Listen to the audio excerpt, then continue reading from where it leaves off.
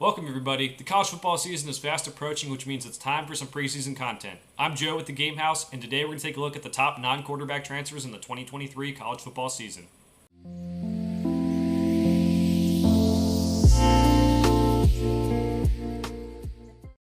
We've already talked about quarterback transfers in a previous video, so now we're going to get to the non-quarterback transfers that can have a big impact to college football this 2023 football season. Now, there's going to be some players missing from this list. There's a lot of transfers, so let me know if there's anyone I missed in the comments below. I'll probably reiterate that at the end of the video. But here are some of the ones I think could be really, really crucial to team success this year. So, Clark Barrington, the interior lineman from Baylor, started 40 games for BYU. He's going to go over to Baylor. He's going to join his brother Campbell Barrington. Could really have an impact on that offensive line. Jaheim Bell, the tight end out of Florida State. He started his career at South Carolina. He's transferring to Florida State. Going to be able to help that offense as a versatile weapon. He's run the ball. He's played tight end. He lines up in the slot. You know, in terms of NFL future, I don't know if he really fits as a tight end, but at the end of the day, he is a very talented player that they can use in a variety of ways. Fentrell Cypress, the corner who's transferring from Virginia to Florida State. He's played pretty well in the 2022 season, 14 total passes defended. Florida State has players who left via the NFL draft who are now going to be playing in the pros, and they needed to replace them. They get Fentrell Cypress to really improve that defense. They're looking to possibly make a college football playoff this year after a very good season last year. They have to get through Clemson, we know that, but Fentrell Cypress can really help them with that. Zachary Franklin goes from UTSA to Ole Miss. He was one of the leading receivers for the Roadrunners over the past couple of years, helped them be one of the best Group of 5 teams, and really increased his production every single season he was there. So it gives you some hope this year. He was a late transfer to the portal, but Ole Miss has been very, very good at getting these transfer options into their program. He's going to help their offense because they have a quarterback in Jackson Dart who's projected to start and, played good but not great last year. They have Quinshawn Judkins at running back who could be really, really good for the ground game, but they need to open up the passing offense. They were ranked 58th last year, and Zachary Franklin can help with that. All right, Travis Hunter. A lot of people have heard of him. He was one of the top recruits in the country. Was supposed to go to Florida State, but then Deion swayed him to go to Jackson State and follow him. He played both ways at Jackson State, one of the best players in the FCS, one of the best players in the country, period. And now he's going to Colorado. They needed him badly. He was going to follow Deion either way, but they needed him badly because they've had a mass exodus of talent. A totally new roster. If you look at the stats, I think there's like 73 new players on the 85-man roster or something like that. So he needs to come in and make an impact, maybe on both sides of the ball. He needs to help out quarterback Shedeur Sanders as well, but definitely one of the most talented players in the country. Next one up, we have Dominic Lovett, the wide receiver for Georgia. He spent the first 2 seasons of his career at Missouri. 82 receptions, 1,019 yards, and 3 touchdowns for the Tigers. He decided to join the reigning champions, moved into a different conference team. They're coming off this back-to-back national championship seasons. They've had trouble retaining some of their star wide receivers. We've seen A.D. Mitchell now joining Texas, Jermaine Burton now joining Alabama a couple years ago. They do have Lab McConkey, but they need more at the position. Lovett can help them get to that point.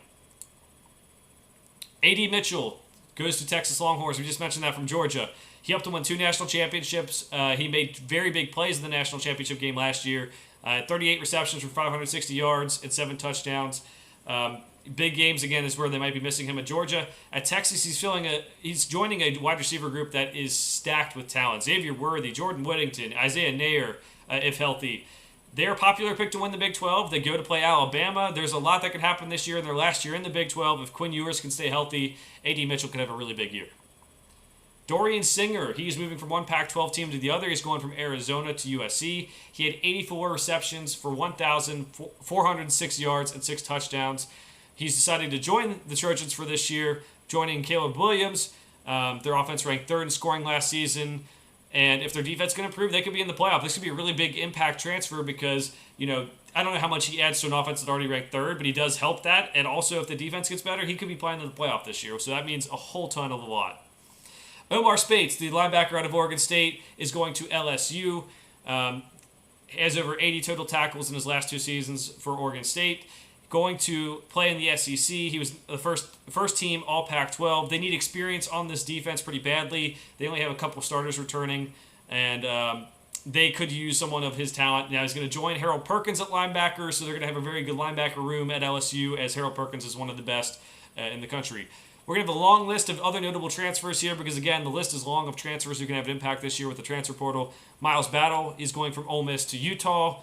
We have Jordan Birch, who's going from South Carolina to Oregon. Jeremiah Byers, another Florida State impact transfer coming in from UTEP as a very good offensive lineman.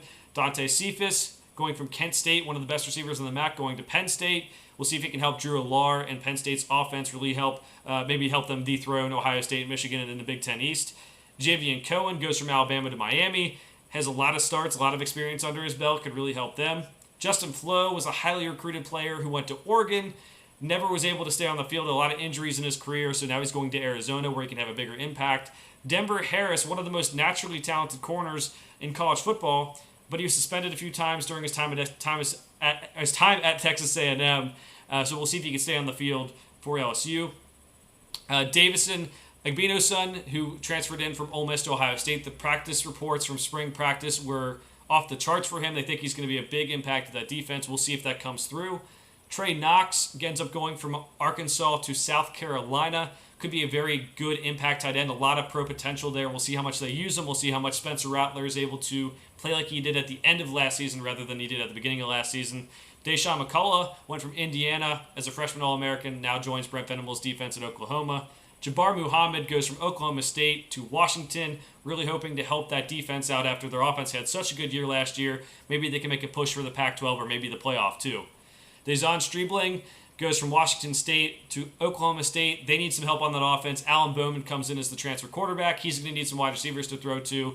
And Trayshawn Ward, the running back from Florida State, was a part of that three-headed attack as a running back for Florida State last year. Now goes to Kansas State, takes over for Deuce Vaughn. A lot of people are still high on Kansas State this year. They got Will Howard at quarterback. They have some good players on both sides of the ball, and maybe Trayshawn Ward can be that game-changing running back for them, and maybe they can play in the Big 12 championship this year. And then Theo Weiss, over 1,000 receiving yards during his career at Oklahoma, now goes to Missouri. We just talked about Dominic Lovett leaving Missouri. He can be a big impact for them as well. Let me know which transfer you think should be on this list as well. We have plenty of other ones that could have easily been on this list. There's plenty of good transfers out there this year. For now, thanks for watching. We'll see you guys next time.